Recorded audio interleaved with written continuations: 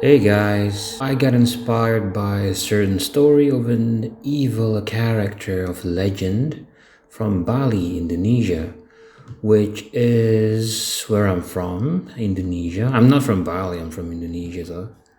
And I decided to design a new goddess for Persevera, and her name is Jihad. And now let's just talk about Jihad. So, Jihad is the goddess of wrath. She represents evil and is known to cause disasters, plagues, and fires. One thing she is infamous for, however, is what she eats in order to sustain her powers. And what she eats is people, her favorite being children. Evil is a force that has existed since the beginning of time, and evil exists within all of us. And the design of this goddess, Jihad, is inspired by a little bit of folklore from Bali, Indonesia. And the folklore is about this character called Rangda.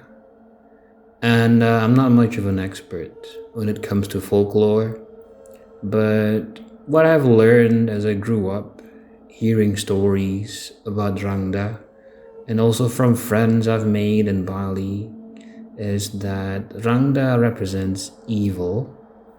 And in Bali, there would be lots of artwork made of Rangda, like paintings and masks, decorations, and there are even ceremonial events related to Rangda, like traditional dances and theater performances of some sorts. Like if you've been to Bali, you should have seen Rangda. It's everywhere. And these artworks would be in people's homes as well. Like even my uncle at one point had like a huge mask of Rangda when I was a kid.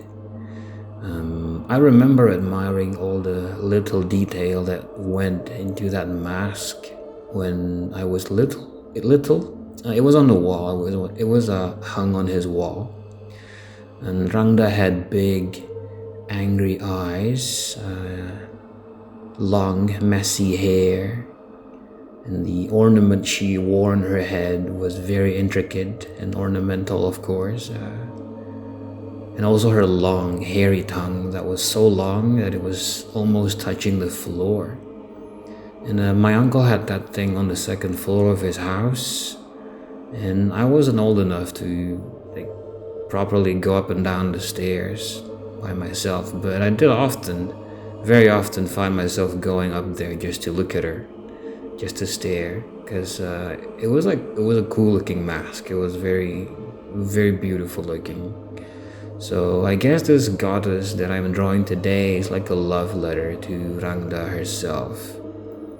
And about the way she looks, like even though Rangda has a form, as in like people can actually see artwork and costumes made to look like her. And according to the folklore, the Balinese folklore, Rangda herself was an actual living woman 1,000 years ago. She practiced black magic, and the things that are synonymous with Rangda are things like disasters and evil and plagues and the M word, like the big bad M word. I cannot say it on YouTube because I'm scared. I'm scared of YouTube. And Rangda eats children too, which makes Jihad pretty much a clone of Rangda. But anyway, what I meant to say is that even though Rangda, therefore Jihad in this case, they have a form and was an actual human, but since what she is evil and she uses black magic as a weapon, then she might as well have no real form. Or at least that's what I want Jihad to be, which is the perseverant equivalent of Rangda. And what I mean by having no real form is what we see of her is merely how she has allowed us to see her. And if she wanted to, she could make us see her as something else. Like, for example, like an ordinary human or an animal. And about her looks, Jihad, I wanted Jihad to look like this enormous, angry old hag, like with messy and tangled gray hair. Her face would be all bloody because she eats people. And eating people is what powers her black magic.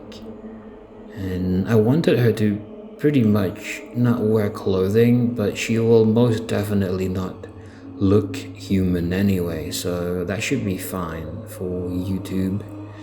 And her upper body is pretty much just a swollen tumor, and her waist down is very hairy. Like, she's so hairy, she looks like she's half animal. Her nails are super long, and she has a very long tongue that she uses to suck out blood. And this goddess, Jihad, will have two forms that we know of. Jihad's going to have two forms. So the first form is of her looking somewhat humanoid with 2 arms, 2 legs, a head where it should be, and stands upright like a human would. And the second form will be just a disembodied head flying around in the air. Like, I wanted her to have familiar looking organs still attached to the head, to her head, like hanging underneath, like guts. But I also wanted a lot of the organs to not even look like human organs anymore. Just to really show you just to show you that what you're looking at might once be human, but no longer is. Also, I thought it would look cool to have giant bones, like rib-like bones, just stick out like an elephant's tusk, protecting her head, just coming out of her spine like that, because it looks sharp and dangerous, but I think it also makes it even more obvious that she's not a human anymore. And because humans just don't have bones like that. And being just a head is how she flies. She just flies around at night as just a head with no body. And that is also how she remains immortal, undying. Because no matter what you do to the head, as long as the body remains, then she won't disappear. And her head alone is powerful enough because she uses black magic. And when you have black magic, you won't need a physical body to do harm to other people, because you can just use black magic. So she doesn't necessarily need her body to do all the evil things that she does. She can summon flames as just a head. She can kill you and drink your blood as just a head. And she can spy on you as just a head. Like, she can hide in the trees, up in the trees, in the leaves, as just a head spying on you. And you might get paranoid and shoot an arrow at the trees, or even just look up, like you might not see her because she's up in the trees. But even if you were to shoot an arrow and the arrow would hit Jihad, nothing's going to happen to her, and she won't react. And when she's done spying on you, she can just fly away, and when she's done, before morning, she can just reattach herself to her body and carry on walking, using her feet throughout the day. And the people of Persevera would have made paintings of Jihad, and they will see her as this great force, this evil force that exists inside all of us. Like, the force of evil has existed since the beginning of time. Of course, alongside with the force of good, like yin and yang, and illustrations of Jihad, costumes of her, masks, decorations, and all those kinds of artwork of her, all those things. It would be a very common thing to exist in Persevera, and even in people's homes. just like how it is in real life in Bali. And for Persevera, I don't plan on making the different gods of Persevera to be mere symbols or like ideologies that people have, like I want the gods to be real. Different people would worship different gods to gain their favor, and the gods can grant these people with blessings and power. And now the more people worshipping these gods, the better it is for the gods, because they can expand their reach and also grow their powers. But since this is a grim, dark world that I'm building, the gods themselves are not like conventional gods, like the gods of Persevera are not kind gods. They are not merciful. And I want the gods to be brutal towards people, towards us, Perseverance. Like take Jihad, for example. She regularly hunts people to fuel her black magic.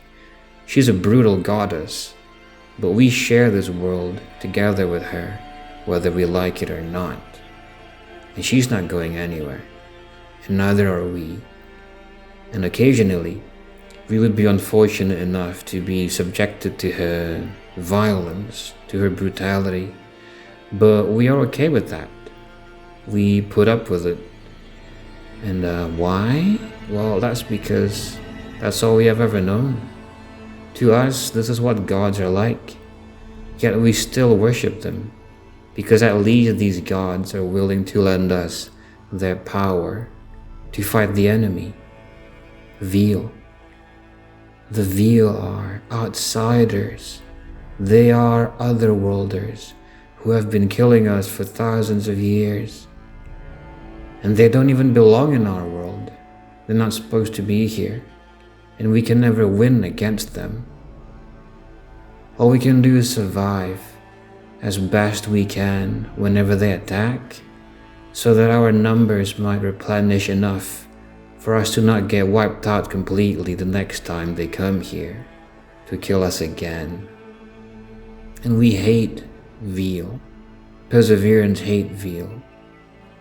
Our gods seem to share the same hatred we have. But as for the reason why, I still haven't decided. I haven't decided on why our gods hate the Veal and why the Veal keep coming to kill us. The Veal, they kill roughly 2/3 of the entire Perseverant population, only to leave and come back again in a few thousand years to do the same thing all over again. It's rinse and repeat. But at least I'm sure of this one thing. We hate the Veal. Our gods hate them too.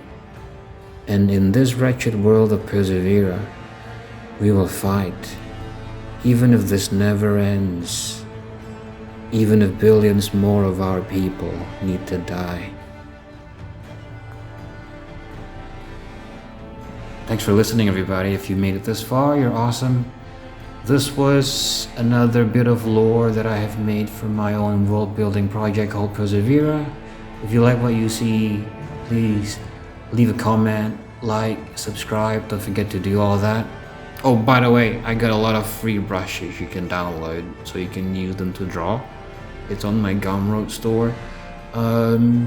If you want to commission me, you can click on my vegan link and you can commission me there. There's lots of, I think I have like a menu of art. Like you can just choose one of the handful of things that I can draw for you, and I can draw for you through vegan. And it's a cool website. It's a website for artists, and it's AI free. There's no AI on vegan, so you can be assured that you're not going to get anything that's touched by AI through vegan. So go ahead and check it out. All the good links that you can visit are down in the video descriptions below, so go ahead and visit there. And yeah, I'll see you in the next video.